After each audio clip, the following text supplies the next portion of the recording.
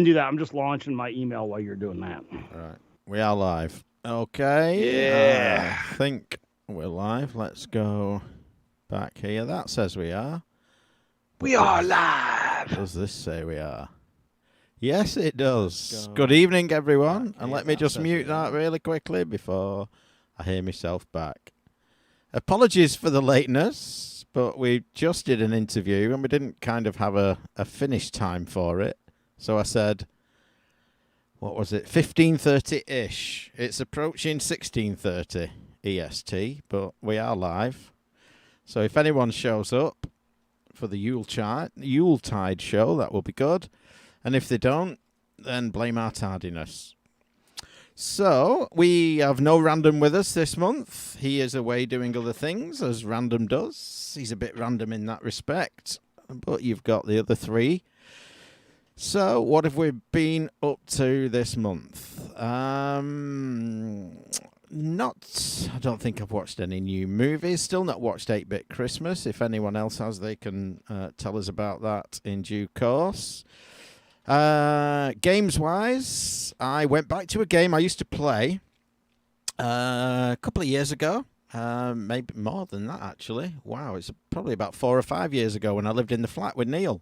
I used to play a game on Android called Air Control, and I've gone back to that. It's basically you've got like a plan view of an airfield, and you've got a bit of land around it, and you've got different aircraft coming in, and you've got different runways and a helicopter pad, and you've got to guide the aircraft in and obviously not make them collide. It's just a really good time waster. Obviously touchscreen controls.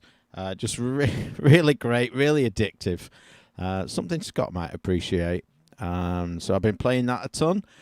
I mentioned I've been playing some Scum games last show. And I finally completed the dig. It's one I've started many times and never got all the way through, but I finally completed it. And if you're looking for a good game to start you off on, point and clicks or using Scum and that kind of thing, the dig is great because you cannot die, and there's no sort of puzzles in there that you find make the game impossible. Whatever order you do things in, obviously there's certain events that trigger other events, so you need to do things in some sort of order, but the game will not let you get to a point where you can't complete it. So that's a good starting game. And it's a really interesting game as well, really good. And I started one that most people might facepalm when I say this, but I've never played it. It's Indiana Jones and the Fate of Atlantis, another classic point and click, but I've never played it. Had it for years, never played it. So I started that a couple of days ago, and I think, was it last month that I had the thumb injury, so I couldn't carry on with Zelda, hence going on to some Scum games. But I got back into Oracle of Seasons. I completed Oracle of Ages a couple of months ago. I went straight into Oracle of Seasons, making it kind of the Link game, where you get the code from one, put it in the other. So I'm almost at the end of that. I think I'm on the 7th or 8th dungeon, something like that, so not too far to go now. Really enjoyed both of those games, and I should probably finish that this week. I think that is about me for this last month, getting busy with Christmas and things, obviously shopping, house decorating, and all of that gubbins, and just getting things ready for multiple families combining in the same place at the same time, which is always fun and busy. Nice. I've been doing some demolition work at my house so we could hopefully get this basement going pretty soon. I'm just about done with all my demo work. Renting trailers, pulling trash to dumps and stuff like that, old sheetrock. So I haven't had a ton of time for gaming, but I have been playing Back for Blood still, and been fitting in a little bit of Dig Dug this month. I just, hard game for me. I can't ever seem to get terribly far in it.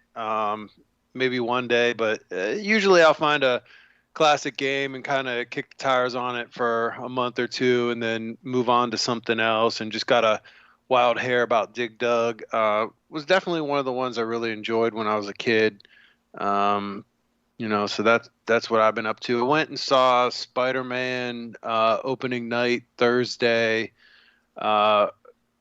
Had tickets for the first showing, got to see that. I always love those opening nights because the rest of the crowd's usually pretty enthusiastic. So when a character makes an appearance or something like that, people start clapping or laughing and kind of get the inside jokes and stuff like that. So looks like that movie's going to do really, really well.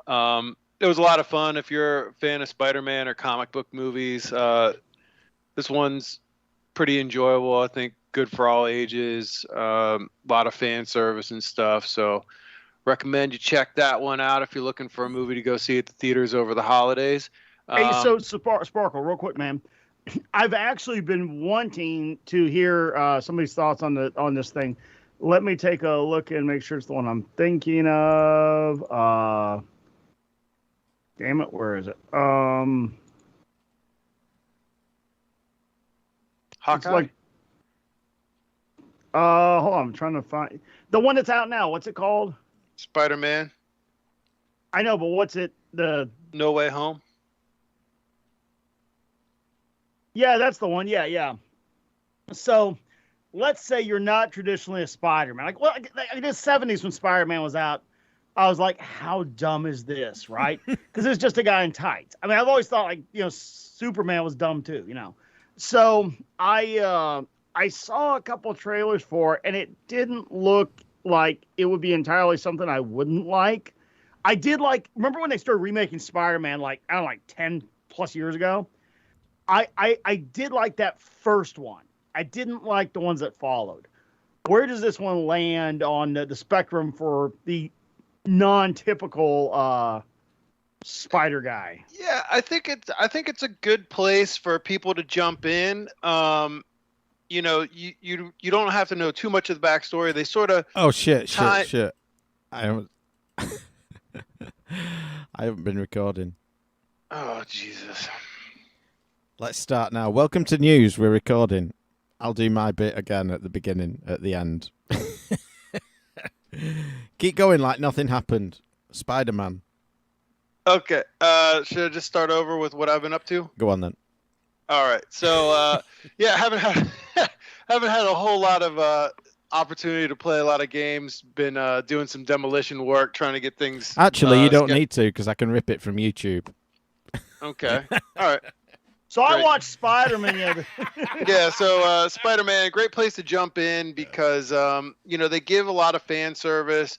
There's some cameo appearances. So if you're somebody that's watched a lot of Marvel movies, you've read a lot of comic books, there's a lot of wink and nods to other things that could happen in there. But it's also a fine place just to jump in as a standalone movie.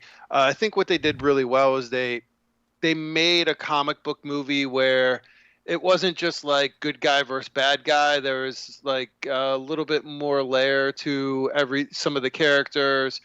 It has some like sort of alternate timeline, alternate universe type stuff. But, so if you've seen some of the other movies, the previous Spider-Man movies, they do a way where they kind of tie those in. So I saw the first one. I saw the first Spider-Man out of the new Spider-Mans, like the one I'd say it was maybe like 10 years ago ish, right? Yeah. So they tie that stuff in a way. I think it's a great way to jump in. I mean, it feels very comic book where there's like multiple bad guys and stuff like that, and I think they do that well. Some of these comic book movies where they bring in too many bad guys, it gets too confusing, and it's there's not enough character development, but this just felt like a comic book from start to finish. They didn't waste a whole lot of time with backstory or anything like that. Kind of leaves off on a nice note. And yeah, I highly recommend it. I think the movie's doing quite well. Sort of speaks for, how positive the movie's been received. And then also watch Hawkeye. I'm about to start Witcher. Big fan of the video game series, the books, the previous show. Plan on binging the Cobra Kai when that comes out New Year's Eve. Did a little liquor lottery yesterday and was able to score myself a Midwinter's Night's Dram from High West Distillery. So excited about that, to add that to the collection. And continuing to get these comic books ready. It looks like I'm going to be a vendor at a Comic-Con type show probably in June. So I'm going to unload some of this stuff because the eBay thing's been exhausting. So I think I'll be doing some Crazy Eddie, just blowing out some of these back issues and shit like that. And yeah, going to keep playing a little bit of Back for Blood. And You been doing that tonight? Yeah. We could do that. I just, I work a lot of weird hours, man, and it's hard for me to plan on some of that stuff. But if you're on tonight, I'm totally down. Yeah, we could do that, and just looking to have a couple days off over the holidays to spend some time with my kids. We got those little Nintendo handheld sort of whatever those The Game & Watch. remakes? Yeah. There was a blowout deal on Amazon a few weeks back where they were like half off, or you got 2 for the price one or something. So Oh no shit. which I was kind of shocked, and then like the price sort of slingshotted, and now they're quite expensive. But yeah, so we're gonna do that. We're gonna get some gaming in. The little one's been asked me to play some Marvel Alliance, just because she was all excited from seeing the Spider-Man movie and all the different characters. So probably dive into that some over the holidays, and that's about it for me. So over to you, Scott. Have you seen the Ghostbusters Afterlife? No. Nope. I've not seen it. I just don't know. Most movies nowadays are complete poison pills. It's just the woke reimagining of everything. Would you say Spider-Man is free of that or infested with that? I don't know that I really thought about it in that way whatsoever. I feel like it was a really good comic book movie and a really good Spider-Man movie, and for the most part, a really good movie in general. But I'd say one of the better superhero movies, certainly one of the better Marvel movies, in the pantheon of the entertainment world, as far as, some of them, I don't know, I'd say it's like classic film or anything like that, but it was pretty good, man. I think you can just check your brain at the door, enjoy Spider-Man swinging around, and if you're pretty deep into the Marvel universe and some of the side characters and stuff like that, you'll see some cameos and some inside jokes and stuff that I think you'll enjoy too. So they got something for everybody. All right, so that's strong. Nothing discernible.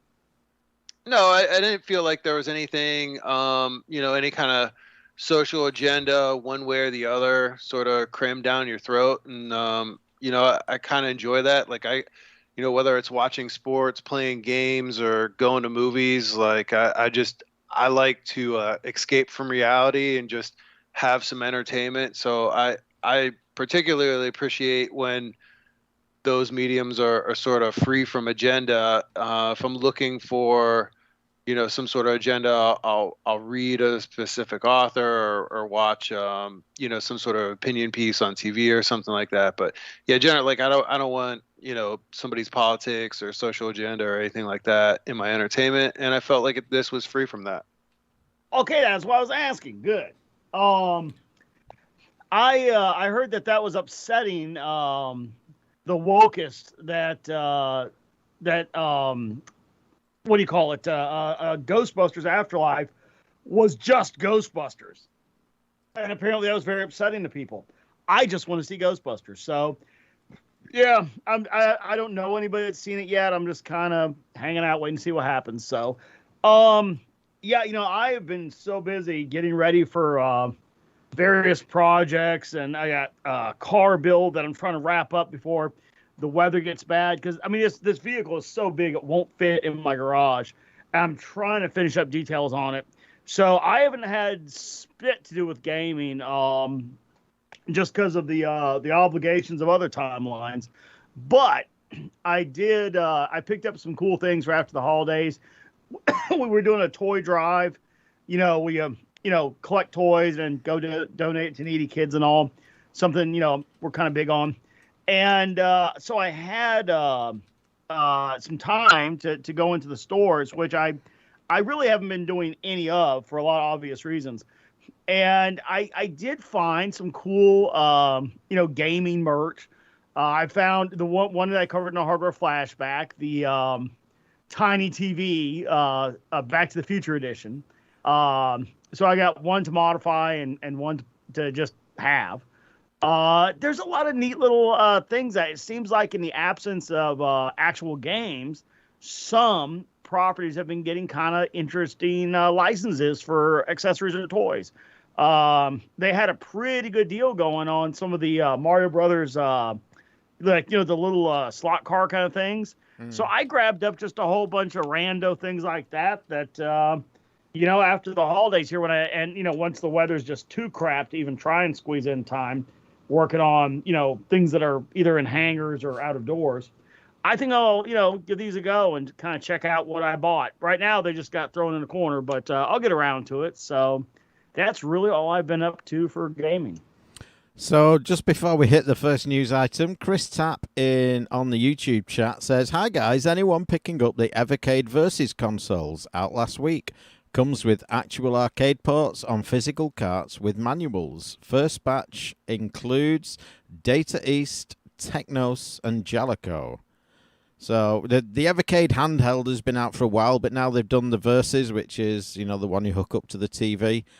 But I don't know. I think it's because cartridges, I think it's interesting that they've gone to cartridges, but it's one where they release, a cartridge with some Namco games on and put I don't know how many, but I'm going to say, they put 5 on when they could put 55 on, but they kind of trickle them out. And I don't know, the Evercade just isn't something that's really tickled my boat. How about you two? So I've seen these things, and I had a very similar reaction to you, if not maybe just a little more visceral. I saw a little compilation cart, right? And I was actually reminded, it's almost like a page out of the old Coleco Chameleon playbook, where if you listen, there was an interview where they were babbling about, we're just looking at launching like some compilation cards. We're going to bring those out, a couple games at a time, get things out there, state supply games for people to play. And I literally look at it like when I saw the compilation sort of, like a couple games on a card, I'm like, okay, as you said, cartridges. Being on a cartridge doesn't make it interesting. I mean, I guess the words that actually came right out of my mouth was, "Gee, asshole, I already have a multi-cart." I mean, if I already own that, and that's the thing, I already have all these ROMs. I already have multi-carts. If I want to play those games, I can drop them on a multi-cart and play them on hardware. Or I can play them on a Pi. I can play them on a Pi while I fly. I can play them on a Pi while I cry. I can play them on a Pi, while the end is nigh. What the fuck? I have a million ways to play this thing. So, no, I don't need you to take 5 games and put them on a flash memory and then sell them to me again. There's no merit in that for me. None. Now, again, you make a cool product, I'll buy it, right? I have bought plenty of products that I already had the ROMs to. The ROM isn't the barrier. It's that you're doing something completely unoriginal or trying to make it appealing by denying, you can't get ROMs any other way than buying this thing that you don't want. No, I already got them. So that's kind of my perspective on it. Yeah, I can see the argument, and to play devil's advocate against that is you're using the ROM word, and these are, licensed and whatever, but for me, I've got the Retron 5, which hooks up to a TV and will play my original cart. So, yeah, okay, it won't play Namco arcade games, but I've got an arcade cab that will. So, I don't want to pay for a cartridge with a dozen games on I've already got. And that's my whole point. Why would I give you anything for you to copy a couple games onto a cart? I've already done that.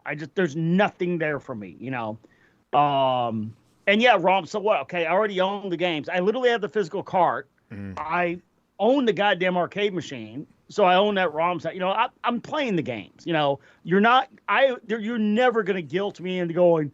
Well, shucks. I guess I need to give you, $30 to play these games again. No. You're literally inserting yourself with no value added. So, no interest. Now you do something cool. You make something cool that I want to play with those games in it. I'll be the first one there. As far as value, I don't know that it's a horrible value. There's some games like there's a game Draken that I used to play on the Super Nintendo that I'm have some affinity for, that it's just something that kind of resonates with my childhood. And it's on a multi-cart by Pico Interactive, no less. And they also sell it on Steam. So, I could buy it on Steam for $5 and play it, or, if I had the ROM or something like that. But yeah, I mean, I don't think the value's terrible if you're looking for a way to play some of these games. I just don't think it's for me at this point. Most of the games, like the Namco ones, I have on several different consoles or several different ways of playing it, or maybe even the arcade original way of playing some of these games at this point. So it's interesting. I like that there's some indie games on here that maybe you haven't seen before, but just not for me. Yeah, the indie game stuff I get.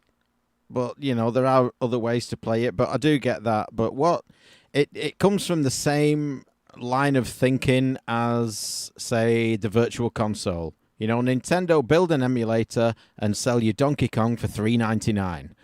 And then, a few other games, they'll put the Pokemons on there. Nintendo, if they wanted to, could release every single one of their NES games on the Virtual Console. And they just don't. They trickle them out and they price them highly. And I think this is the same. They trickle things out. I'm not saying they price them highly because, you're buying a new production cartridge and there is an inherent cost to doing that. But you trickle them out. Just sell one cartridge with every Nintendo game on it and sell it for a high price. Sell it for £50. Sell it for £100. But every Nintendo game, people might go for that. But trickling them out a dozen at a time, it's just, I don't get that kind of mentality. That kind of thinking is money grubbing rather than providing a service. Exactly. And you just made a perfect case for something I've said a long time. Let's say we were just talking about this, like where I said, well, but I will buy something to do something cool. Let's say Nintendo. Like how they did the vacuum metallizing, the gold plated, for like special games. And when you saw a gold plated Nintendo game, you knew that was going to be an amazing title. I mean, I remember the first time seeing Legend of Zelda. I'm like, it comes in a gold plated, cartridge case. This is something cool. And I truly believe that. And I think that if Nintendo came out, let's say they had what they called their mega cart. And it was not $200. It was $120. Just something that would make people go, okay, I'll do that. $120. So you buy this cart, and it's got all of the Nintendo games that they own. I mean, obviously, let's say they don't have the license or any connectivity to say Back to the Future 3 or something. Okay, whatever way that lands, I get that. I'm not asking for the impossible. But what if they rolled out with that game, where it's a gold metallized cart and it just says, NES history, and it's or whatever, and it's gold plated and it's all the Nintendo ROMs for an NES, right? And inside of it, there's a QR code that you scan with your Switch, and all of the games appear in your Switch store. Okay, man, I would buy that cartridge so fast. And that's what I'm saying. I like the Nintendo presentation. Like, I bought their Game & Watch. I already have the Game & Watch, the original. I already have the way to play all those things on the Raspberry Pi. Yet I sought out and bought aggressively those Game & Watch products, right? So Make a damn cartridge. I will buy it, gold plate it, put it in that thick, Nintendo cardboard with that glossy ink and that heavyweight paper and that Nintendo quality. Fuck it, charge me 200 and make less of them. I will buy that. I'm not going to buy 5 games on an SD card. Well, something that I bought this month, and I always do all the weird auctions and Kickstarters and shit like that. I was watching a comic book auction and was bidding on a couple things and accidentally clicked on the wrong damn thing and got a copy of Little Lotta in Foodland. Sounds amazing. Yeah, it's like a character from Richie Rich or something, and it's from 1964. It's like a perfect mint condition. There's only 2 of them. I paid $120 for it, and I was like, oh god, I didn't mean to do that, but bought that. But seeing something else that came in is a rare Star Wars figure that was packaged and sold for more than 9,000 pounds this month. And this is a rare Princess Leia in a Bespin gown. It's one of only 4 or 5 thought to even exist with the particular picture card. So it's sort of a variant version of that. This was auctioned off with Virtus Auctions, something like that. And yeah, so old Star Wars stuff, 9.4 thousand pounds.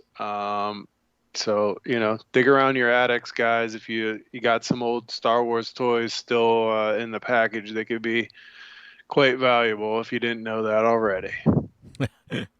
Yeah. So we got another comment in YouTube in Russian, which I just used Google Translate, and it says, "It's a pity I don't understand what I'm talking about, but good luck to you." I'm guessing it's not a great translation, and it means it's a pity I don't understand what you're talking about, but thanks for tuning in anyway. And we got a Kickstarter sent in. I think it was from the organisers. It's called Legacy of the Forgotten. And this is, I believe, a continuation of a series of books that they've done on 3DFX cards and the evolution of 3D graphics cards. It's still live. It's got 90 backers, 11 days to go.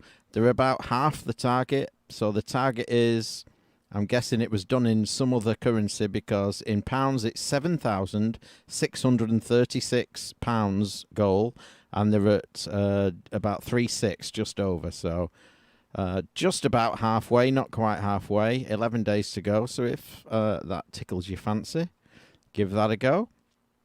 One of the things that I saw during the Spiderman movie was a movie trailer starring Tom Holland, and I'm sitting there watching it, with the folks I'm with in the movie theater, and I lean over, I'm like, this has to be Uncharted. It looked really good, kind of like a new take on sort of the whole Indiana Jones, over the top action, sort of, globe-trotting treasure hunt thing. And I'm like, man, this is so good. And then boom, right at the end, Uncharted.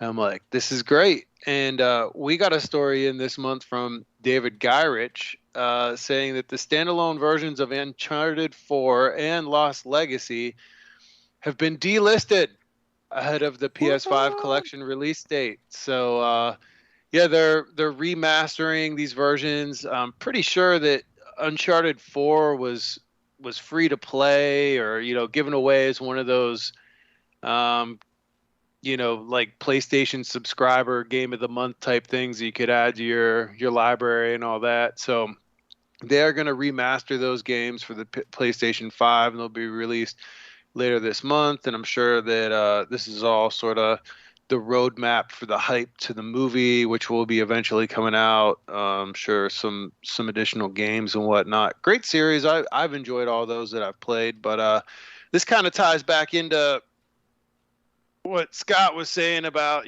things getting delisted and, where's my game at? Now, when I checked, I could still download and play my copies of Uncharted. but it looks like you can't buy it right now. In the future, will they eventually take these games down or something? Who knows? Probably. I'm just chatting in Russian on YouTube. So there's another Kickstarter here that was sent in by me, Warlords Chess. And it's similar to a chessboard, but it's laid out like a Warlords game is at the beginning. You've got your 4 colours in the corners, and you've got your chess pieces. And obviously they've got a new rule set to go with those chess pieces. But this one was funded. It was interesting. Playing kind of a board game version of Warlords, I guess. And an amazing way to play chess for 2 to 4 players. And this one was funded by 66 backers who pledged just over $5,000 to bring this project to life. So if you missed out, it may be available in the future. But I just thought it was an interesting project, and thankfully they got funded. Yeah, they just kind of got in there with the $5,000 stretch goal that they had, created by Danny O'Neill. I hope that they're able to get this done. I mean, I would assume that manufacturing isn't going to be that terrible. They could probably even 3D print some of these pieces and stuff, but gosh, $5,000 just doesn't seem like a whole lot of money to put out a new board game to me. Not for that many backers. That crowd though is fanatical, and I tell you what, it would be kind of like doing our game or whatever. If you know that there's a group out there that backs it, it's kind of cool. Even if you succeed in your own little pond, I think that's still pretty cool success. So I actually, I think that's a pretty reasonable thing. It is small scale success, but if that community accepts your game and lets you turn it into the physical product, shit, who cares how many copies you sell? I think that's pretty cool. Well, I mean, just being pretty dialed in with manufacturing costs and everything. I mean, supply chain constraints, right? I mean, it's just ridiculous how much things have increased. I've seen a price sheet recently for the price of Quaker steel cut oats is going up 45% next year. It's like, what? But yeah, so they had a stretch goal of $1,000 to create a commercial version of the box. And I mean, I know how much press runs cost on boxes, even some of these new direct to digital e-flute box machines and stuff like that. I mean, you're still looking at, even on 100 boxes, probably $14 a box or something to do full color for a shoebox style box. So, I don't know, maybe they have some kind of amazing connection or a friend in the industry or something, but I would think even just the damn cost of manufacturing the box for this thing would eat up a lot of their pledge dollars. Oh, look, yeah, I mean, we could go down to holy shit what things have cost now rabbit hole all day. So I'll just give one example. The fellow that owns the airport I'm at is looking to build a new hangar, and inside of 1 year, it went from, I think he said it was like $150,000 ballpark cost for the steel shell of the hangar. It went up by $110,000 in like 9 months. Yeah. I mean, literally from like $150,000 to $260,000. Actually, steel prices have not risen, and actually steel's pretty readily available compared to wood and MDF and stuff like that right now. Well, you say that, but I was watching. I mentioned last month. That doesn't sound good. I mentioned last month I was watching the Richard Hammond solo show. What's it called? Richard Hammond's Workshop, and he's had a new building built, and that's a steel frame, and they're holed up. And yes, with the disclaimer that there's some contrived, drama in there. Their hold up on doing the workshop was the steel frame. They just couldn't get it. But so Sparkle Puss, talking about board games and manufacturing board games, our board game is ready to go. what's the likelihood of us getting it done?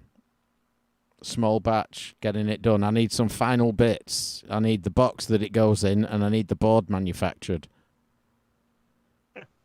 We need to talk about that. It's been sat there for like years in its current state, but it's ready to go. The rule set's done. The pieces are 3D printed. Everything's ready to go. I need the board, and I need the box.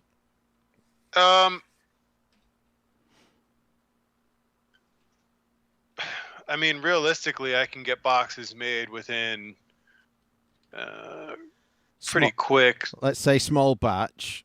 Are we looking at ridiculous expense? Are we looking at it being commercially viable for people to buy? Yeah, we'll just have to talk about quantities and size of the box, and once I can kind of iron some of those things out. But realistically, I mean, I could have something produced in a month, assuming I had die lines and we approved the art and everything pretty rapidly. But from the time final art is ready, likely about a month. Right. Well, to have them we can landed. Discuss that at another time then, because I want to get this shit done. I want to get our board game out there.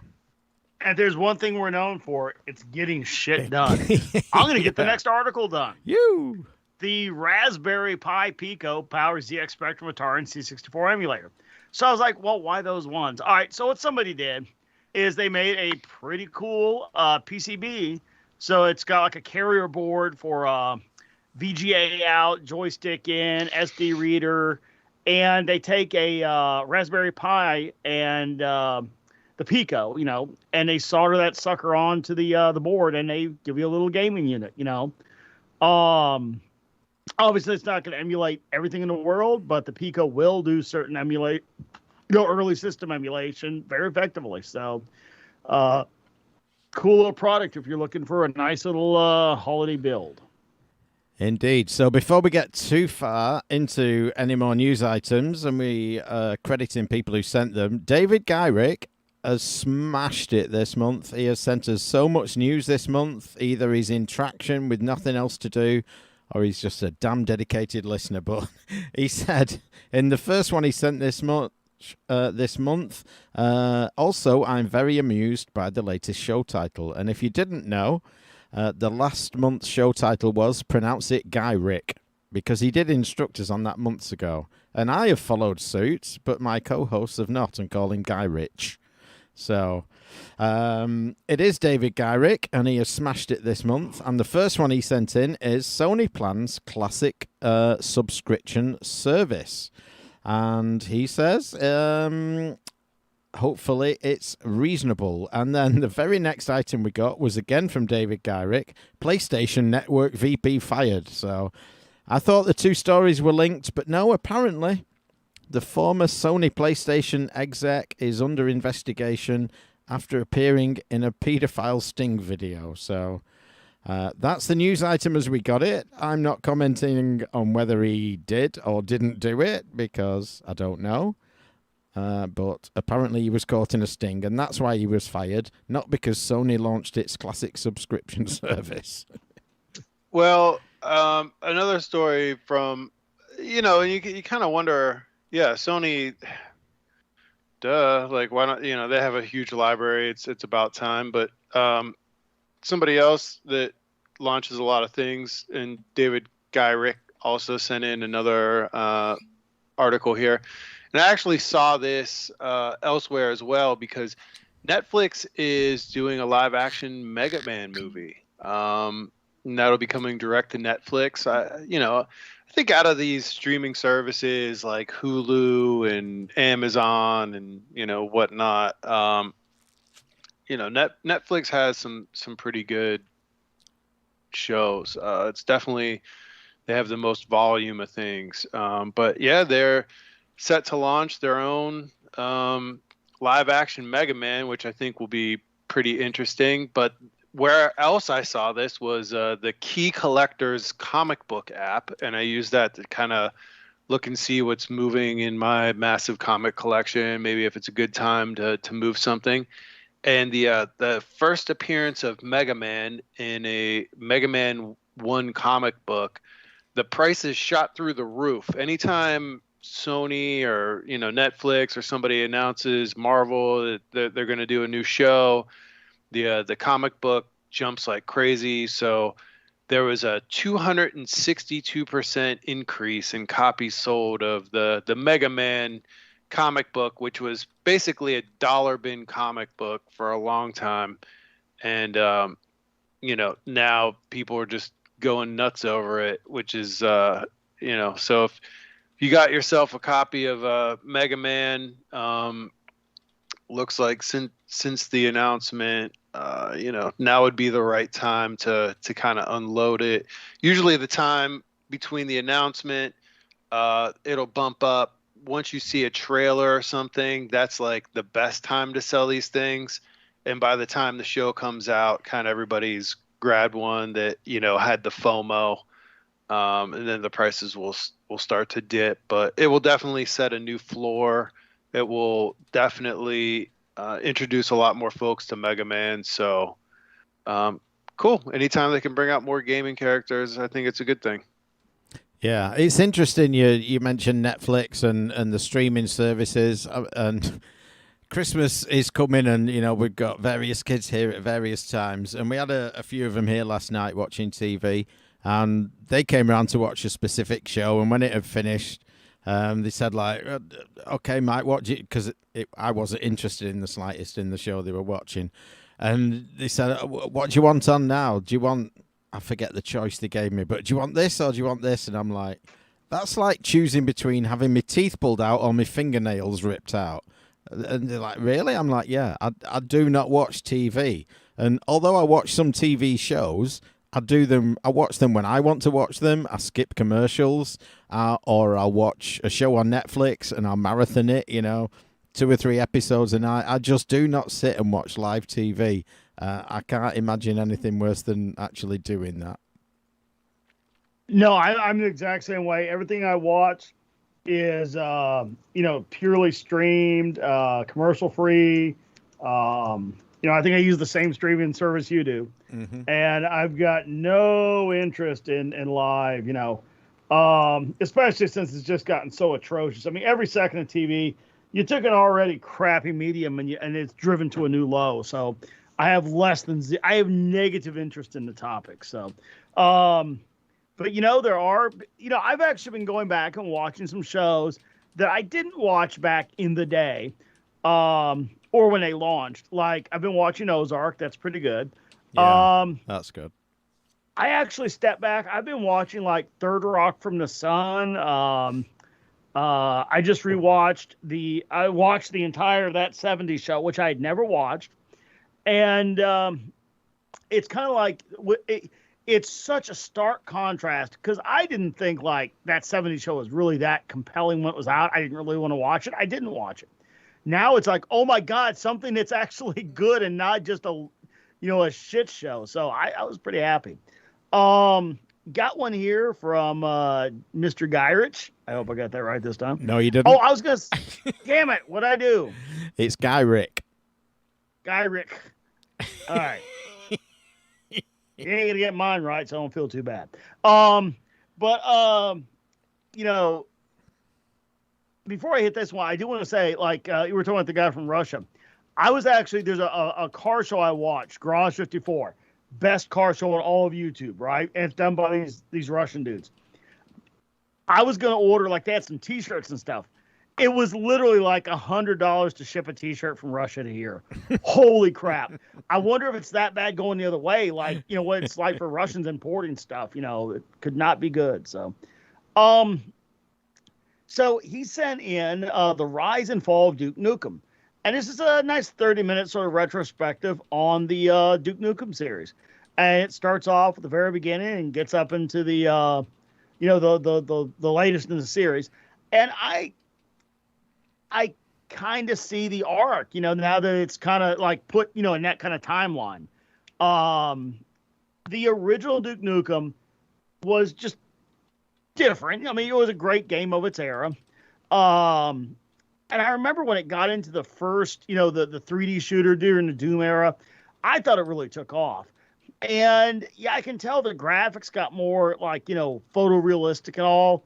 but the polish of the game, I think they rely too much on the title to carry the success of the game rather than doing something with the graphical assets you have. So, yeah, I think maybe that puts the perspective of what happened to Doom front and center. So a couple of things. You mentioned shipping from Russia. So there's a guy I started following on YouTube. He's called Cowboy Kent Rollins, and he does a cooking show. And I like watching cooking shows. And he does things the old-fashioned way, you know, in a tent in the middle of a field. He's literally is like a caterer for cowboys in Oklahoma, and he'll go out for, you know, a week while they're rustling cattle and shit, and he'll cook on wood fires in a big stove in cast iron and all that. But he has his own brand, like certain products. So I bought some of his coffee. I'm a big coffee drinker, love coffee. So I bought some of his coffee, and they don't do international shipping on the website, but I emailed them, said I want to order a few things. Can you do it? So anyway, they did. So they shipped this stuff from Texas. I ordered like a 16-ounce pack of coffee and a few dipping sauces, that kind of thing. And literally, it got from Texas to Stansted Airport in this country, which is like down south, sort of not quite as far south as London, but down that way. It got from Texas to there in 2 days, and then sat here for fucking 5 days before I received it. It's like just ridiculous, the shipping in this country. It's retarded. But I wanted to hit up a comment in YouTube, and I meant to talk about it at the top. I kind of did. But 8-Bit Christmas, I haven't watched it. There's someone in chat, where are they? I just want to give them credit. I think it was Chris Tapp, was it? Who said that they watched 8-Bit Christmas with the family. No, it was Retro Tech and Toys. They watched it with the family and they all loved it. Have either of you two watched it yet? I've got it queued up, and I think I will be watching it sometime imminently based on that recommendation, because it's the kind of thing where like the box art looks good. And I'm like, this could be a decent movie, or it could really not be. You know, just it could go either way, right? Mm-hmm. And like a couple of those shows that are supposed to sort of be set in the 80s, which we're starting to see more and more of those now. Yeah. Like Stranger Things, I just no interest, couldn't stand it, terrible, right? And it was set in the 80s, so what? It sucked, you know. You're wrong. Well, I didn't watch it, so clearly it didn't work. But yeah, I just I don't know, man. There's something about like the feel of it where you could tell it's maybe going to be really good, or it could just be a train wreck. So I'm going to give it a shot. I've got it. It's sitting there. It's ready to watch. I just haven't watched it yet. Yeah, same here, but I respect this guy's opinion because he greeted us with, "How goes it, fellow surf dogs?" Well, how can you not respect that opinion? Please? Exactly. Yeah, I think every year we as a family, we always look for a new Christmas movie. We always watch the staples, but Elf. We always want to take a chance on something new. And this one's definitely in the queue for this week. I think Tuesday is my last day of work for the year, unless the wheels fall off of something else. But yeah, Christmas just kind of snuck up on me a little bit this year. An ominous thing for a man who works in the automotive industry. Yeah, and while we're on Christmas movies, so Paula and I started watching A Christmas Story the other night, and I've heard my fellow co-hosts of various eras of this podcast talk about A Christmas Movie like it was some like classic thing that you did. Every American loves A Christmas Story. We turned it off. We bailed. How far did you get? We got to he brings the lamp home, and Fragile. It must be Italian. Not too far after he brings the lamp home. So he won a major award, and you turned it off. Yeah. I mean, is it something that you personally love, and Sparkle? Is it something that you love? Is it like a classic American trope kind of thing? I don't know. Yeah, it's I think it's TBS here, Turner Broadcast. It's a cable channel. every year they play it like 24 hours, like all day long. I think there's a lot of folks that have nostalgia for it because it was very popular during the 80s and beyond. Yeah. Even though it's set like in the early 60s or something. 40s. Yeah, it came out in like early 80s, and it's just been sort of one of those classic Christmas movies for people It's like that are Home Alone, Die Hard, and Gremlins. Gremlins, and Christmas Story. I do like it, and I think it's just a great movie. So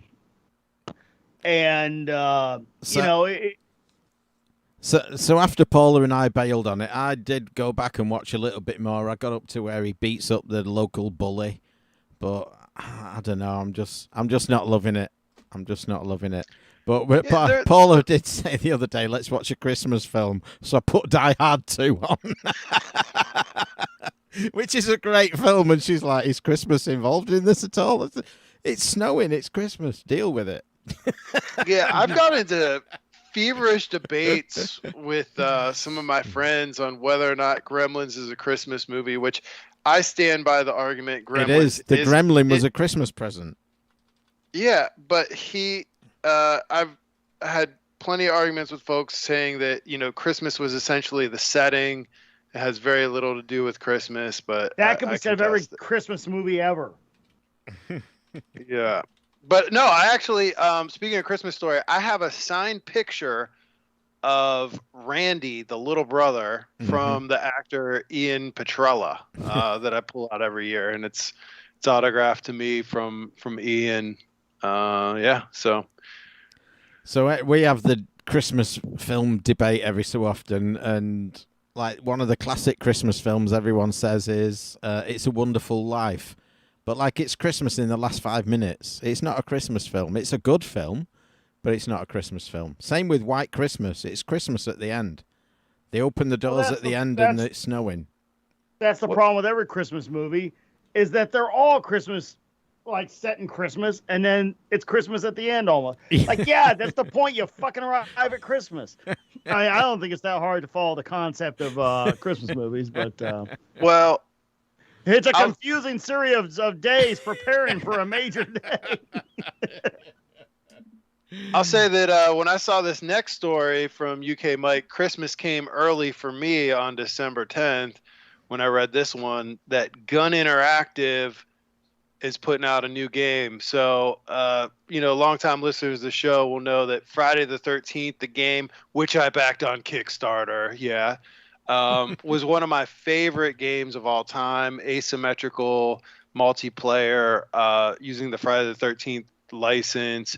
It was janky. There was a lot of bugs in that game. It was pretty broken. Not the best graphics, but damn, if it wasn't so much fun to play. I probably put well over 300 hours into that game over the course of several years, and it looks like they have landed the Texas Chainsaw Massacre license. So the UK-based Sumo is going to be helping them.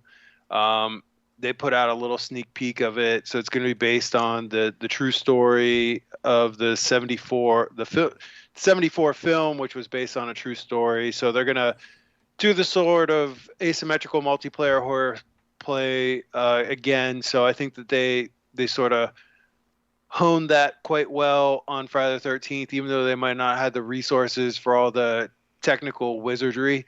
Kind of like the interview you might have heard earlier in the show, where the character just feels right, feels sticky to the environment, what Jim was talking about. And I feel like Gunn really nailed that with Friday the 13th. So really looking forward to what they do with Texas Chainsaw.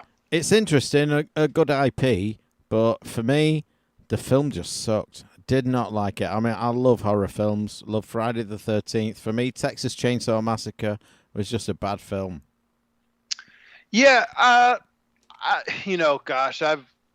watched so many horror movies. I'm with you. Texas Chainsaw, definitely lower on my list. I would have liked to have seen them got a license for somebody else. Michael Myers. Yeah, I don't know. Well, Michael Myers showed up in there is another horror game, and the name's escaping me right now that came out at the same time. Dead by Daylight. Um, they did some skins of some characters, and Michael Myers was in that. But yeah, I would have liked to have seen a different license, but I think whatever they do with it will be fine. The remake of the Texas Chainsaw was pretty decent. Not my favorite of the horror genre for sure. So, but pretty confident what these guys will be able to put together. Yeah. So it's funny. Recently, I am not a horror fan in general, just because so many of them are so poorly executed. It's not that I mind the horror genre. It's not like I'm creeped out by it or don't find it interesting. It's just because it is a secondary genre. You tend to see a lot of crappy films that don't do good. Yeah. And we actually had one of the networks was running like this endless all the Friday the 13th and all those movies of the horror movies of the early 80s and all, some late 70s, most early 80s. And then they did the Nightmare on Elm Street, right? I found myself completely, utterly glued to these movies for the cars. Like we were watching, I think it was the second Friday the 13th, where they all like go back to the lake where the murders had happened at the camp, and and they pull up to use the payphone, of course, and the guy has this gorgeous square body Chevy with like 18 inches of lift and 44s, like something you just was of the era that you do not see today. Just gorgeous cars, every scene, man. One car after another that I would just give anything to have right now. So I watched it for completely different reasons, but I loved it. So just before you like move that on old to the Ford next Bronco's probably worth $100,000 now. Yeah. Just before you move on to the next one, new Scream out next year. I'm kind of looking forward to that. I like the Scream franchise. I'm mixed. First one was great. As with any series, they kind of tend to get weaker as they go on, but first Scream was just great. I thought it made for a good parody with the Not Another Teen Movie. Or Not Another Scary Movie or whatever it was. Scary movie, yeah. So got an unfortunate one here. One of the primary engineers for the NES and SNES, Masayuki Umura, has passed away, and he made it to almost 80 years old. And he was one of the guys that started Nintendo back in the 70s and played around with the light gun games, and then started working on the NES. Well, what became the NES? So tremendous guy. I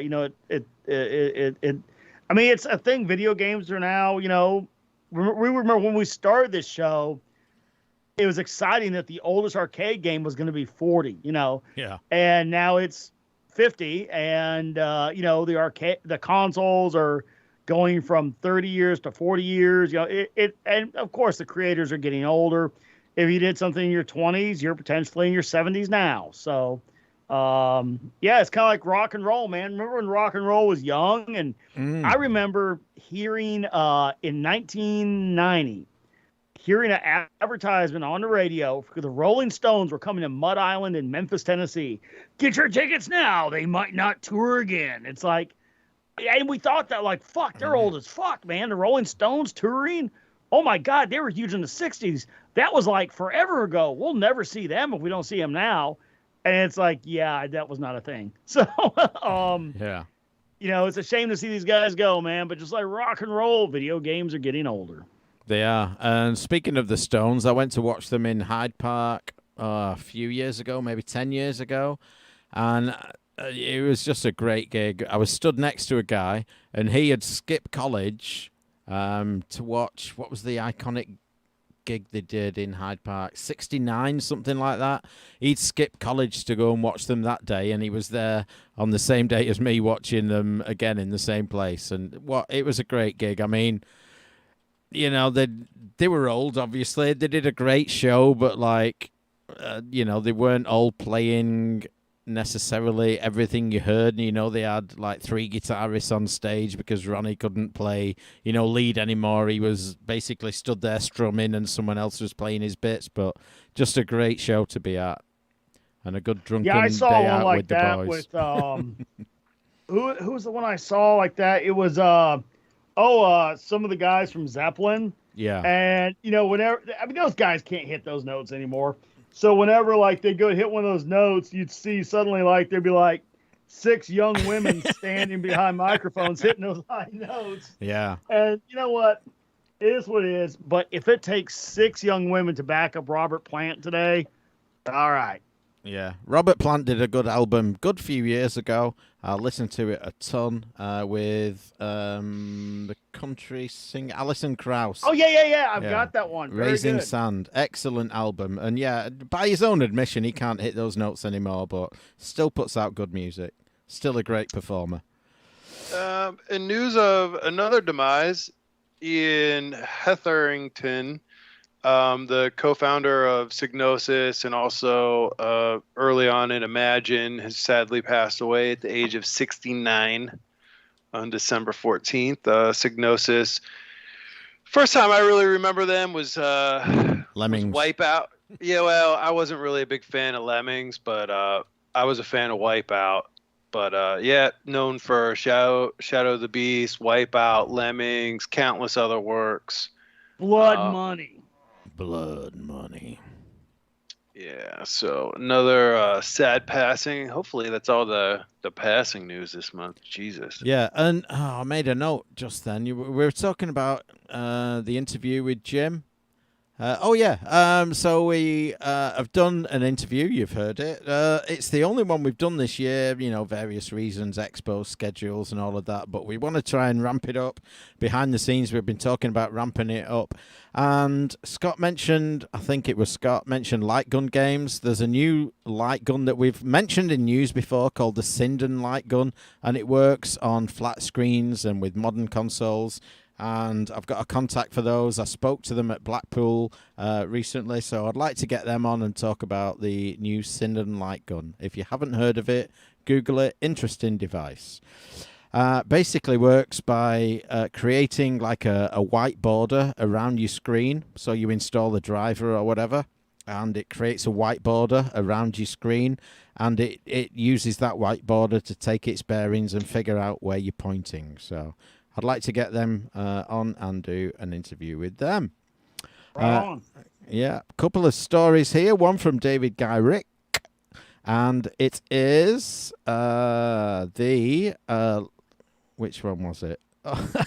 Oh, it was ICO prototype footage. It's Japanese link. It's in Japanese, but it's just some YouTube footage of prototype version of ICO, the PS2 classic. And then I sent one in from the BBC, and it is Lara Croft, 25 years of Tomb Raider and a British gaming icon. A decent article for you to read through there. A few screenshots of various iterations of Lara Croft for all you Tomb Raider fans. Big fan. Got one here from Dave. And to give him his full title. See what I did there? So Paramount is coming out with Halo the animated series, right? And look, I mean, I literally got an Xbox just to play the whole Halo series because I'd always, I tried to play the original, got super frustrated. That was the exact perfect example of the game that's why I didn't buy a damn Xbox, because Halo is, I love the lore, the legend, the storyline, the spaceships, everything about it was appealing to me. And then I couldn't play it. I just never could even get past that first damn level. So, just looking at this thing, man, unless it goes somewhat sideways, I think this could be really good. Now, I had the good feeling about The Mandalorian, and then, needle went right off the record about 80% of the way through the season. But I wish them success with this, and I hope they just make a straightforward Halo thing, that would be great.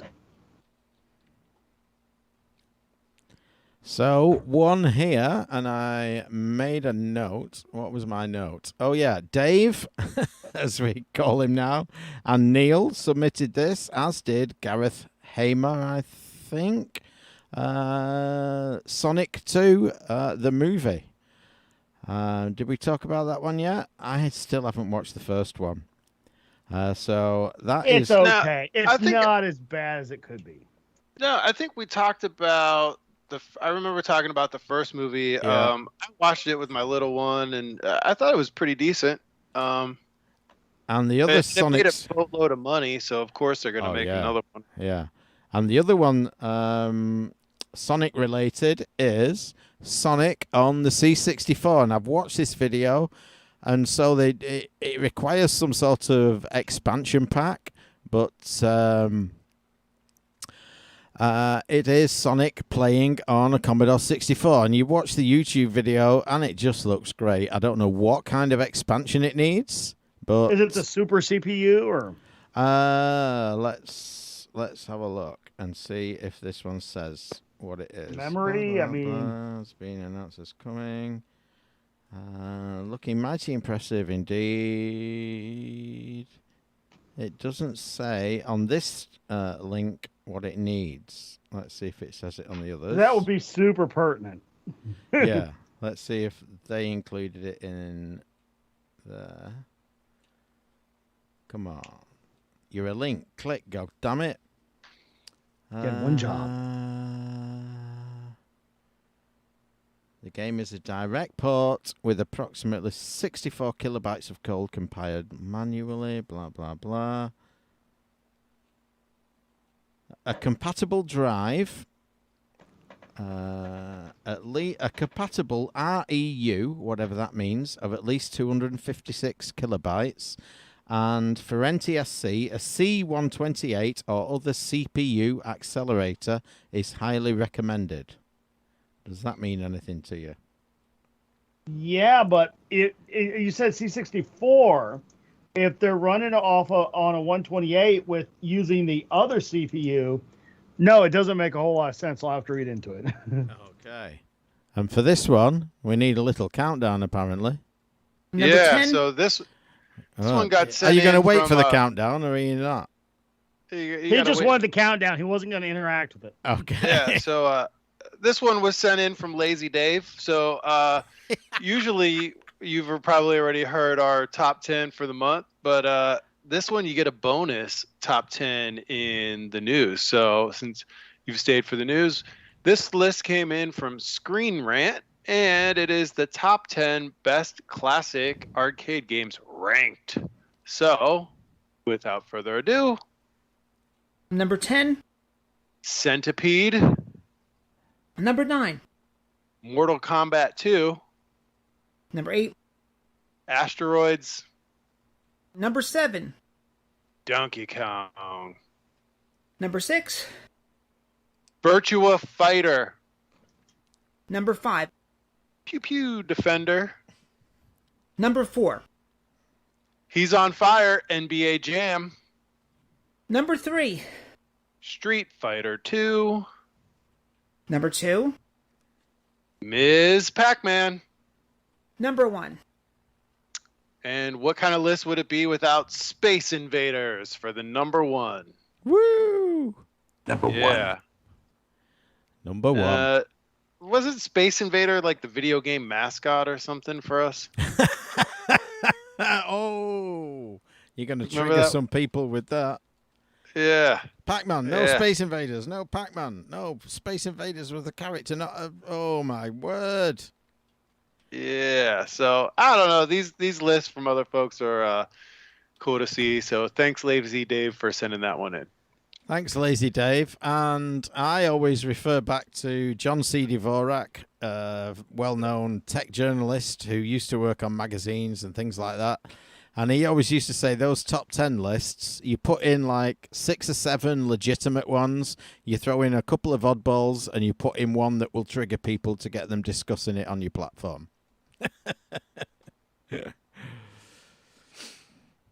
How formulaic. Yes. Exactly. So, what else have we got here? Oh, I'm still in the archive folder. Going back to those ones. So, there's an Xbox documentary sent in by Dave, Lazy Dave. Power On, the story of Xbox. So, he sent us a link to Chapter 1. I believe other episodes are now available. I have bookmarked Chapter 1.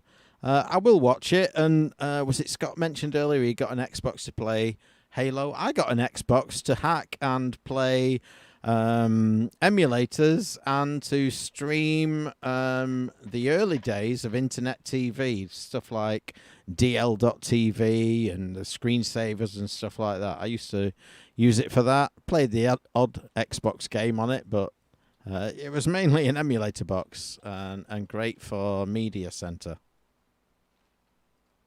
This one sent in from David Gyrick, and it is Sega's Astro City Mini is getting a Tate version packed with shmup goodness. So this is cool. These are those little candy cab minis.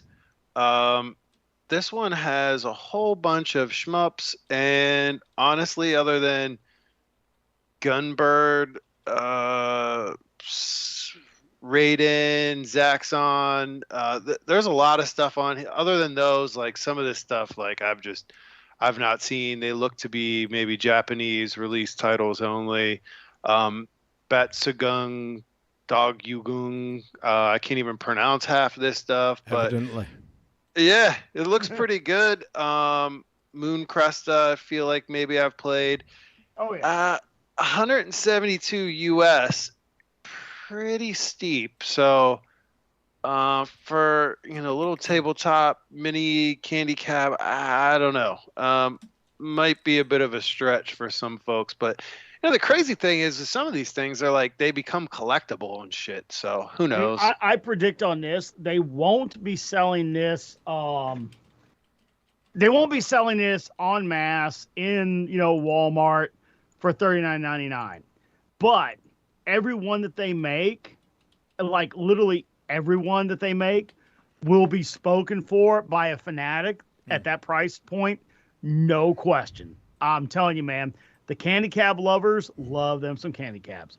Got one here from Neil, and it says, here's a guy that gave a robot arm a chainsaw. A little math. So, yeah, it's kind of cool. He basically put a electric chainsaw on the end of a robot arm, and then had it go in and do sculptures like you would do ice sculptures. He's doing that of foam and other stuff, but pretty darn cool. Yeah, I did see that one. And guess what?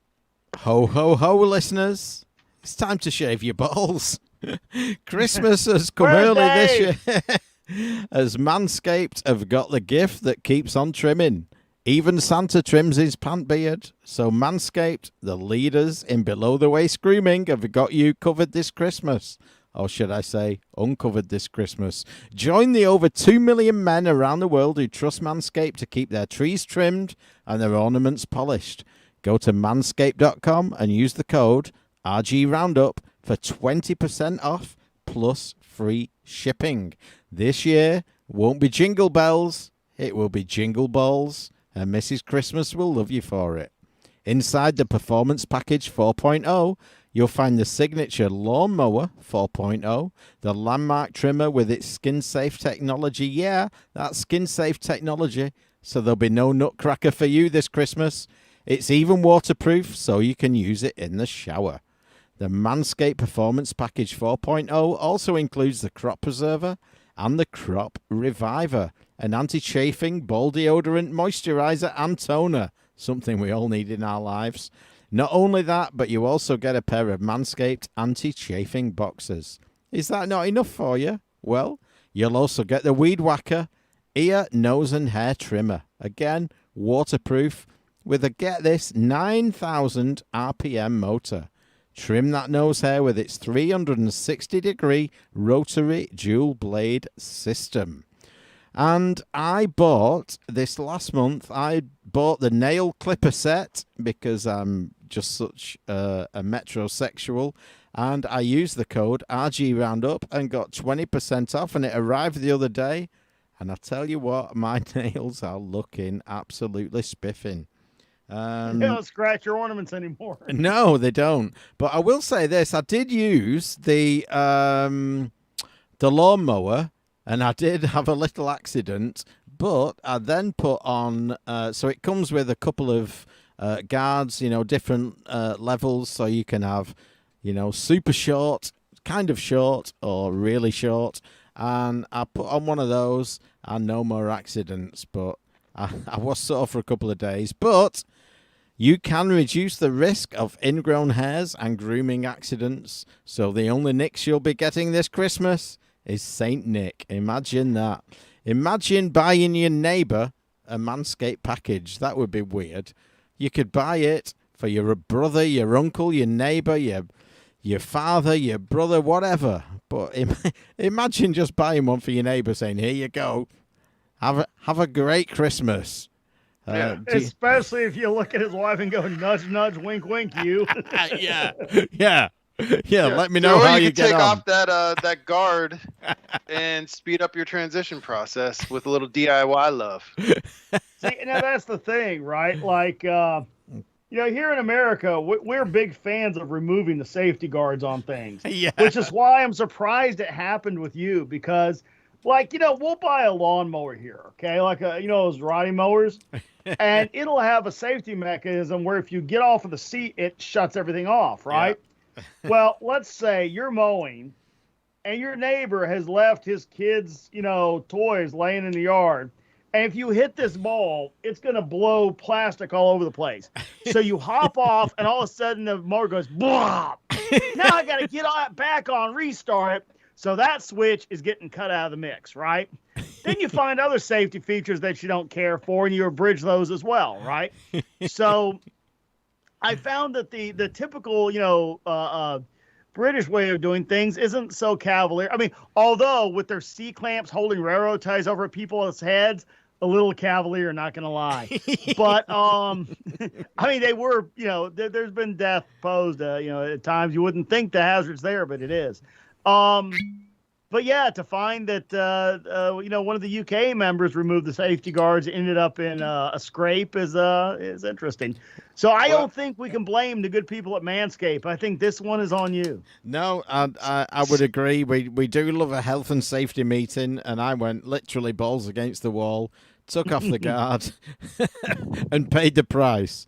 But much like the Manscaped lawnmower can be recharged, something else that's been recharged is Mike's vigor. Yeah, my sexual prowess. Is Asteroids recharged, and this one was also sent in from David. Asteroids has been released. I love how we're all afraid of saying his surname now. Guy Rick. Call D to the G. Yeah. Dave G, the G Meister. Yeah, OG. G-Spot. Yeah, Asteroids Recharged is now out. It's available now for Switch, Steam, PlayStation, Xbox, Epic Game Store, and the Atari VCS. I will say that my dad was like a high score setter on Asteroids. Like when we'd see one out in the wild when I was little, he'd usually pop in a quarter and set the high score, and then would leave. So I just kind of always have an affinity for like just leave. Like Mark's sitting there at the table, Dad. Yeah. He played and he fucking popped smoke. He just played Space Invaders and he left. Yeah. He went out for a pack of cigarettes, never came home. We out. He probably did, yeah. But and this looks pretty good. We've seen a lot of these remakes, like the Pac-Man ones are pretty good, the Tetris ones. This looks pretty interesting. But from my profession as a marketing professional, which I find really interesting, is you go on the damn website for this thing, and the very thing that pops up above the fold, they have a rotating banner, and the very first one that pops up for me is 7.5 out of 10, which to me is just like unbelievable, because anytime, from way too many games, it's a fitting retro remake, blah, blah, blah. And then they have like another testimonial or, score that pops up. 8 out of 10 from Game Zebo. So it's just weird. Like there's no, 10 out of 10 or 9 out of 10 or like usually as a marketing person I'd be like, don't put it on there. 7.5 out of 10 ain't good. Like people are going to question it. But sure enough, like they have it on there. So I can appreciate the truthfulness that they're saying like, it's kind of like an above average game, you know? I can relate to your trauma. I've got a friend whose dad went out for a newspaper probably about 18 years ago now. He's still not come back yet. Literally said, I'm just going out to the shop for a paper. Never came back. Yeah, well, side story, I went to, you remember that band Space Hog? No. No. They were kind of like a one-hit wonder in the late 90s. Well, that would They explain. were a one-hit wonder without the hit. Yeah, I can't even remember who we saw. They had like a single called "In the Meantime." They're an English band, and I don't know, kind of like a David Bowie wannabe type thing. I want to say they opened for the Ramones. Kind of band that would play Wonderwall. I want to say they opened for the Ramones or something, and I went with this guy that I was friends with, and he was a couple years older. I think I was still like a sophomore in high school or something. And he drove, and he was either a senior or had already graduated high school and brought his fiance with him. Like they were like 18 and engaged, right? And she crowd surfed and got on stage with Space Hog, and it was like the end of the concert, and we're like, hey, where's Elizabeth or whatever? And he's like, I don't know. And it was like, well, we got to go. Like it's been hours. And she just left. Like she didn't come back, didn't contact him for months. I left him to be like a groupie with Space Hog. It's like that time we took, SoCal to Loverboy. Yeah.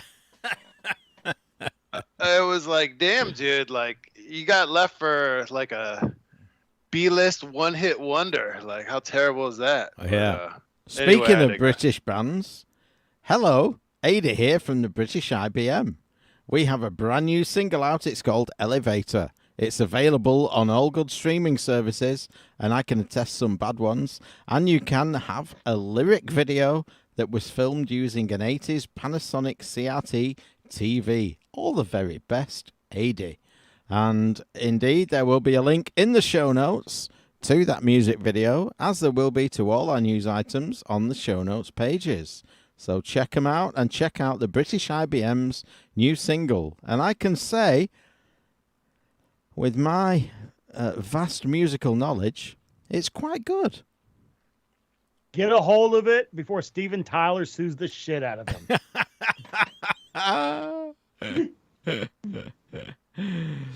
So, we've got one here from Random Dave, who sadly couldn't be with us tonight, but it is 3DS porn figures are down, and this is, so every year Pornhub release various stats on various things, the most searched for terms by state, etc.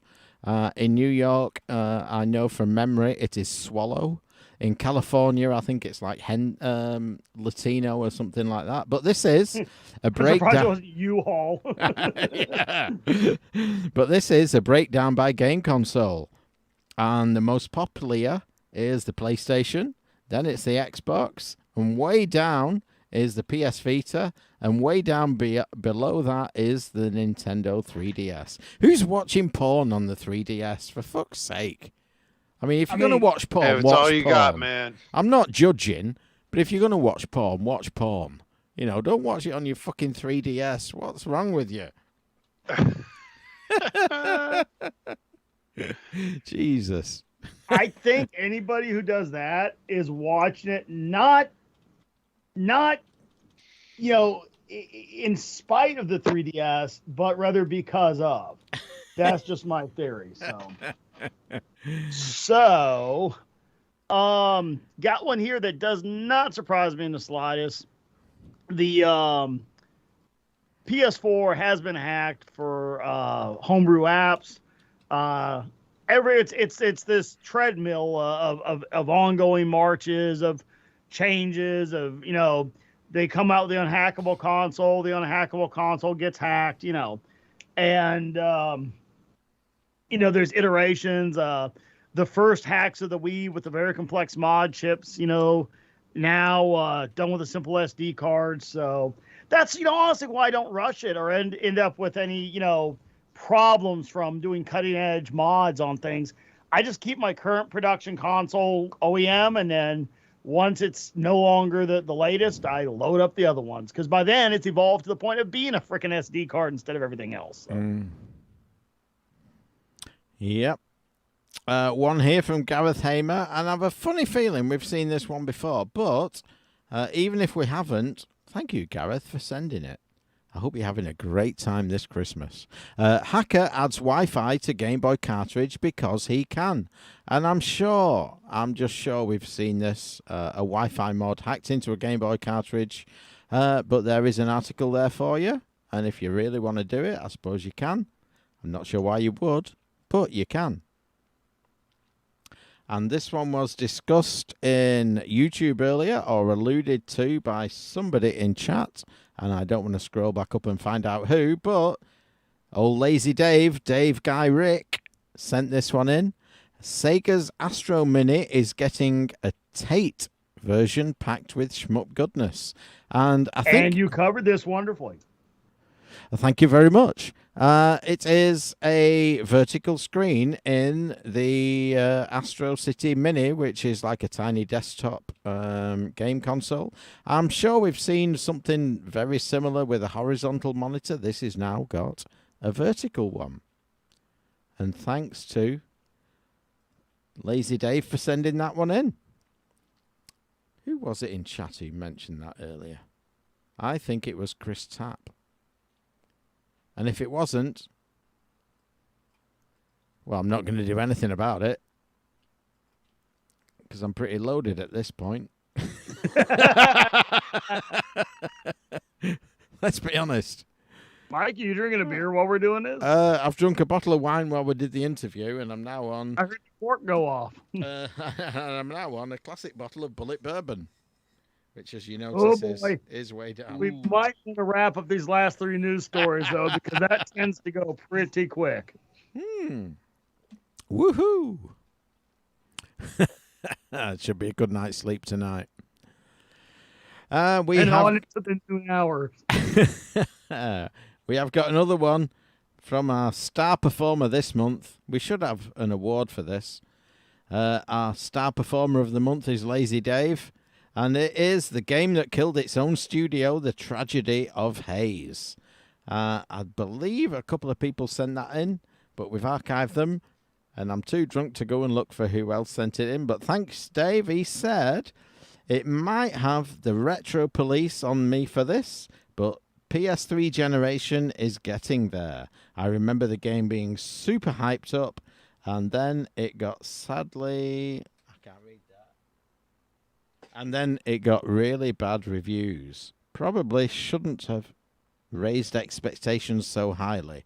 So if you want to read about how Haze killed the studio, then you can do so via our show notes page and Lazy Dave's link. Got one here that's been covered before, but you know what? It was so cool. I think I'll just hit it again. D to the G sent it in, and... It is a good article. It's on IGN. It's called The Lie That Helped Build Nintendo. And the long story short is in Sweden, what became sort of Nintendo of Europe, this guy walked in and said, hey, I want to sell you these. And then it turned out he didn't have these and he had to get these. And it's a real good article. If you like Nintendo history, give it a go. And I just want to allude to something with Dave. Oh, I'm trying to change the news item. Mike, you can't say you're alluding if your pants are down in front of the camera. No. I'm trying to change the GIF. Do you remember way back in those halcyon days when we used to get Vince Dickinson sending stuff in, and then we bastardized his name, and it was like Vince Beef Dickinson and Venison Dick and all sorts. Oh yes. He was a regular contributor. I believe he's still a listener. I don't know. I would love to confirm that. Vince, if you're out there, send me an email, dude. I would love to think he's still out there. I hope inventiveness with your name didn't put you off. I hope Dave. No, because we've heard from him quite a bit.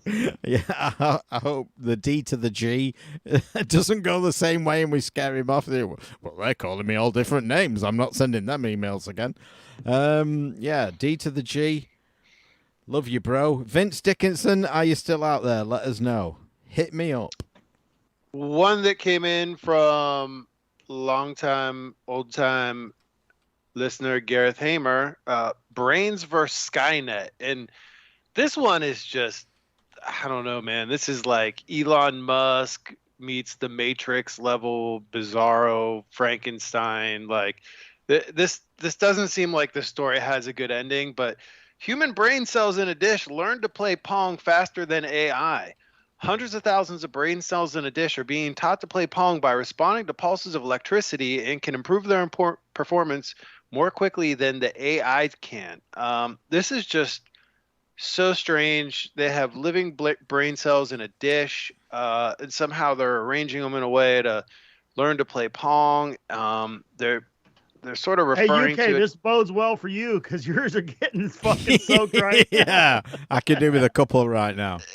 Yeah, somehow like they've arranged it into like a cyborg brain. I don't know. Like, I think this story, unfortunately, like is behind a bit of a paywall, and I've watched some of the video and stuff, and like I almost kind of find it hard to believe what they're doing here, but some of this sounds like mad science, Frankenstein type shit. Like, and of course they're like, hey, let's teach it to play Pong. I guess, it seems innocent, but how far off are we from until it's wheeling a fucking 40-watt plasma rifle in your face. Yeah, right. Exactly. What the fuck, man? Like, they can't even figure out like how to keep the fucking roads paved without potholes, and like they got a goddamn cyborg brain playing Pong. Like, priorities, man. Yeah. Shit like that is just, it's mental. I know. I've got some human brain cells in a dish. What can I do with it? Let's play fucking Pong, dude. Yeah. Okay. Yeah. Seems innocent enough. Should we search for the meaning of life and the human origin? Nah, let's play some fucking Pong. Wire that shit up. Yes. Bro, this is going to be so good. This is fucking leap, bro. Jesus. And I believe we've got one left. Yes, and it's some good news. The Amiga 500 mini release and games list. So I was definitely an early enthusiast and adopter of the C64, which is the C64, meaning the new production C64. It's one of those once in a decade products. If we could say that, like, say the C64 GTV, the Atari Flashback 2 were the once in a decade products, I stand behind my assessment that the C64 is the once in a decade product.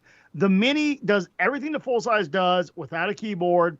You almost can have 99% of the experience with it, but there's just something so cool about that full size replica of the C64.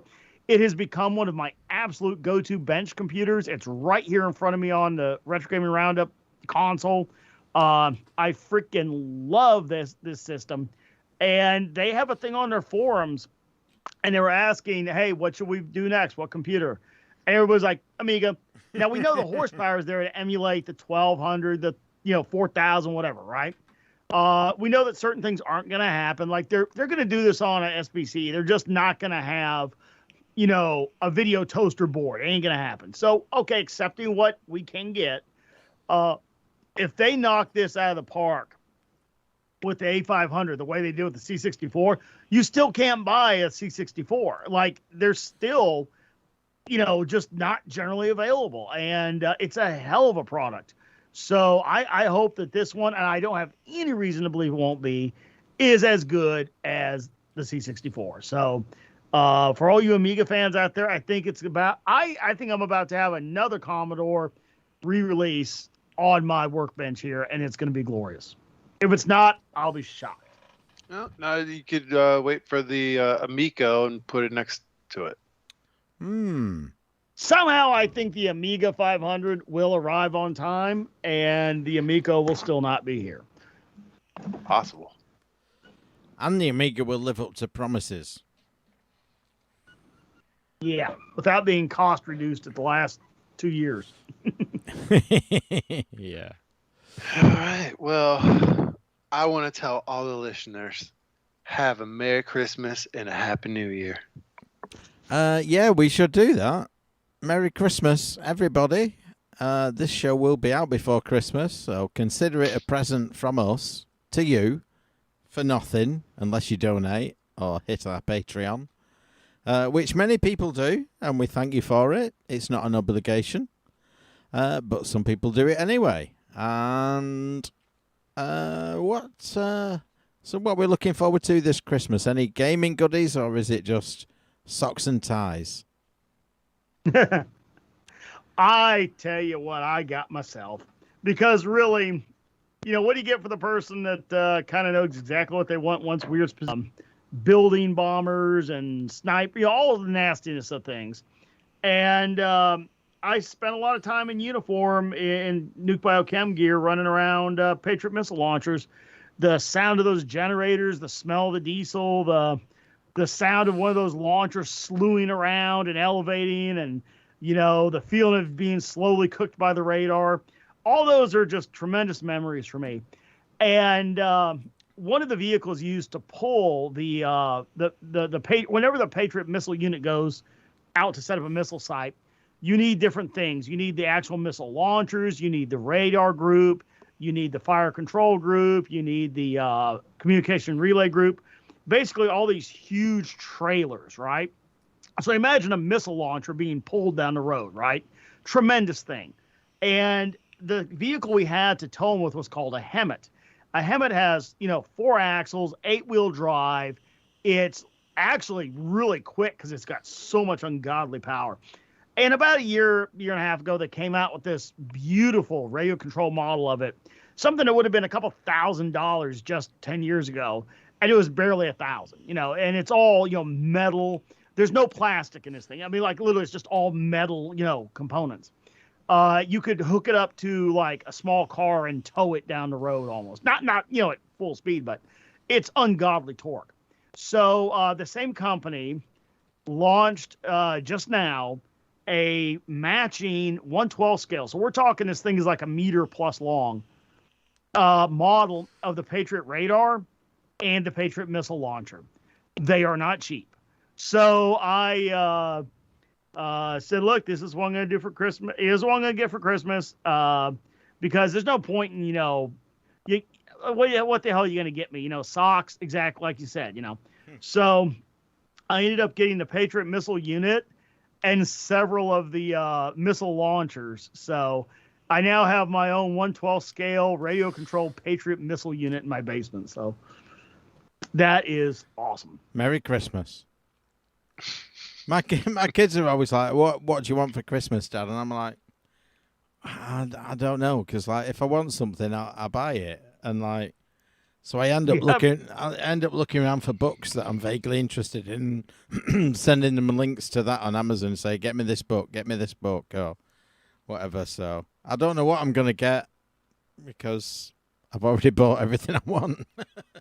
All right, show them the empty bottle and just go a refill. Well, I did. So I have like a cocktail mixer set, and I make cocktails every Christmas and stuff and parties. And like I'm low on tequila, so one of them's got me a bottle of tequila. There's some other stuff that comes up from time to time. Oh, I found this new spirit that I want to try. I want a bottle of that. And like Paula's like, is it not just a waste buying you alcohol? I'm like, absolutely not. No, you use the other stuff. It's the gift that keeps on giving. I got myself, for my collection, I got a Canadian Club Chronicles, which is a 43-year-old Canadian whiskey So I was like, that's cool to get something older than me. So that will be on the shelf and crack it one of these days. Pretty rare to find something that's been in a barrel that old. So I'm excited. I'm just gonna end off with a quick Jimmy Christmas. Hoffa. Yeah, yeah. I several years back, for my grandma, God rest her soul, she's passed, but you're always struggling to kind of find some of those filler gifts. You're like, did I get enough for this person? I need to like get one extra thing just so I feel like there's enough value or whatever. So I was checking out at a store and they had one of these little like back massagers that you pop some batteries in and you could like rub it on your back or your leg or something like that. And gave it to my grandma. And then Mark, that was quite a racy gift, but I've been using it all day. See, they call them massagers, but we call them something else. Yeah, and we were all together, big family dinner, and she had opened the gift earlier in the day at her house, and we were all meeting together. We're at the dinner table, and she kind of perked up and was like, she was older. She was in her. She got those love eggs in. Mark, I really love those love eggs. She's like, thank you so much for the wonderful vibrator. I love that. And my mom's eyeballs like popped out of her head. She was like, what the hell? You bought your grandma a vibrator? What the hell's wrong with you? Oh, Jesus. Yeah, but, it was it was a little personal massager, I guess, which could be, But yeah, got grandma a vibrator. That was the best Christmas gift I ever gave. So the party I'm looking forward to is at Sparkle Pussy's when he starts drinking again and we crack open that whiskey collection. That's the future that I want to see. I don't know if you guys do the the goofy sweater thing over there. But I wanted to get one this year that was a little edgy. So there's a ludicrous song from, I want to say like late 90s or something, and I got hosed in different area codes, so I got a ugly Christmas sweater that said that, and I wore that to a work party. It was a little edgy, but yeah, it went over quite well. So there's nothing better than a Christmas sweater. Just bear that in mind. Yeah. So thank you, listeners. For anyone who watched live, there was a few dipped in there. We were later than advertised, but hey ho, that's the way it goes. Thank you for listening to the podcast for yet another year. And next year we're going to our 13th year. And the 13th year of anything, as you know, is the best. So stay tuned for year number 13. We're going to knock it out the ballpark. So thank you for listening. Thank you for watching live. Thank you for sending your news items. Thank you for being called David Gyrick. And anyone else who's not called David Gyrick, well, I don't know. I don't know what to say to you. If you're not called David Gyrick, then I don't know what to say. But thank you and good night. Say good night, everyone. Good night, everyone. Good night, everyone.